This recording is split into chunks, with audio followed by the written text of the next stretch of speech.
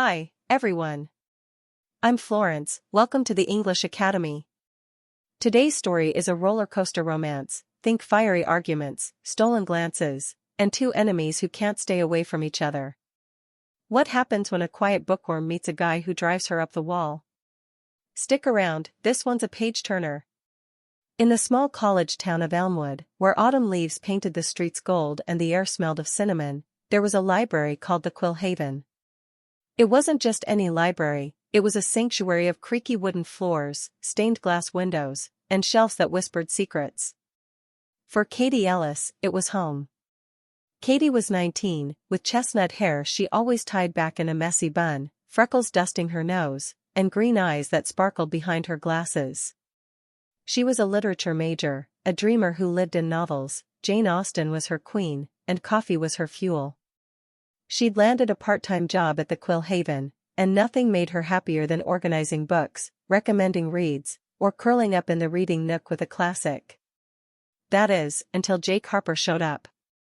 Jake was the opposite of Katie in every way, 20, with tousled blonde hair, a leather jacket that screamed trouble, and hazel eyes that smirked more than they smiled. He wasn't a book guy, he was a music major who lived for late-night jam sessions and skipping lectures.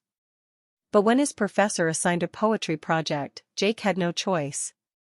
He needed a book, and the Quill Haven was his last resort.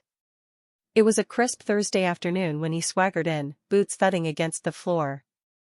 Katie was behind the desk, nose deep in Wuthering Heights, when his shadow fell over her. "Hey, Specs," he said, leaning on the counter. "Where's the poetry section?" Katie looked up, annoyed at the nickname. "It's Katie, not Specs. And it's over there, third aisle, left side. Try not to mess it up." Jake grinned, unfazed. "Chill, princess. I'm just here to grab something and go."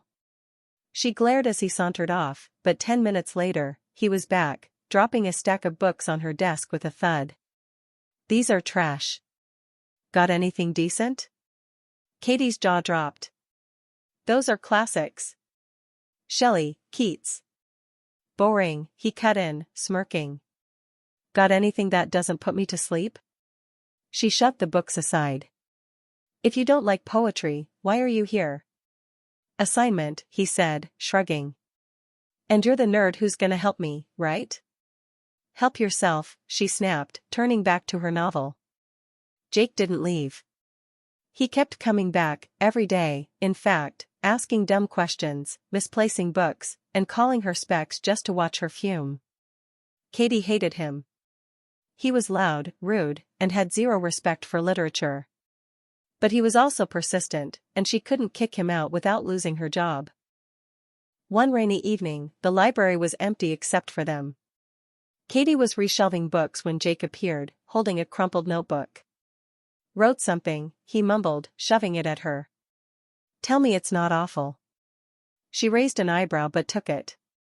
His handwriting was a mess, but the words, oh, the words. It was a poem about rain, raw and jagged, like a song with no melody. She looked up, surprised. "This isn't terrible." "High praise from the book queen," he teased, but his smirk softened.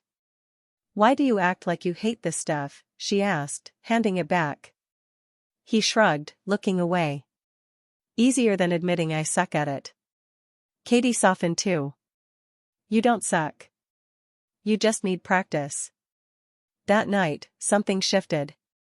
She started helping him, grudgingly at first, reading him poems, explaining rhythms, watching him scribble in that notebook. He'd mock her nerdiness, she'd call him a slacker, but the air buzzed with something new. Tension. Chemistry. Days turned into weeks, and Jake stopped being just a pest.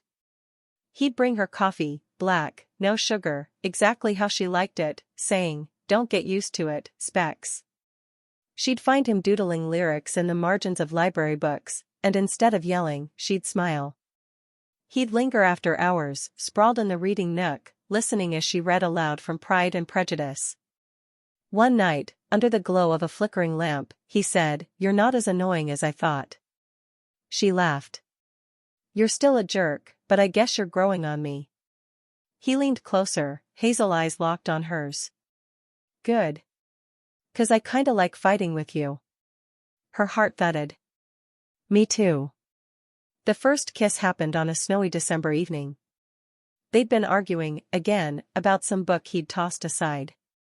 She'd shoved him, he'd grabbed her wrist, and suddenly their lips crashed together, all fire and frost. He tasted like peppermint gum, and she felt dizzy, alive. When they pulled apart, he grinned. Told you I'd win. Shut up, she said, kissing him again. From then on, they were inseparable.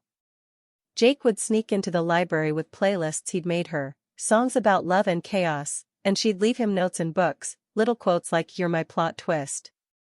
They'd study together, her with novels, him with lyrics, trading sarcastic jabs that always ended in laughter. He'd play her guitar riffs on his phone, she'd read him her essays, and Elmwood's quiet streets became their playground, coffee runs, late-night walks, stolen kisses under lampposts. One spring day, Jake dragged her to the library roof, a picnic of sandwiches and soda spread out. Made you something, he said, handing her a notebook. Inside was a poem, messy, heartfelt, about a girl with green eyes who turned his world upside down. At the bottom, he'd taped a tiny paper ring.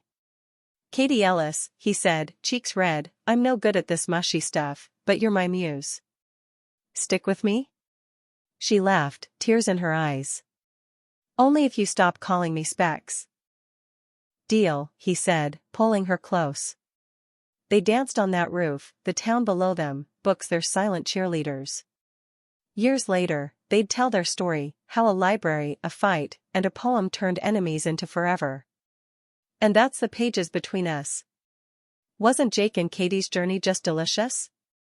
From snarky enemies to swoony love, it's the stuff bookworms dream of.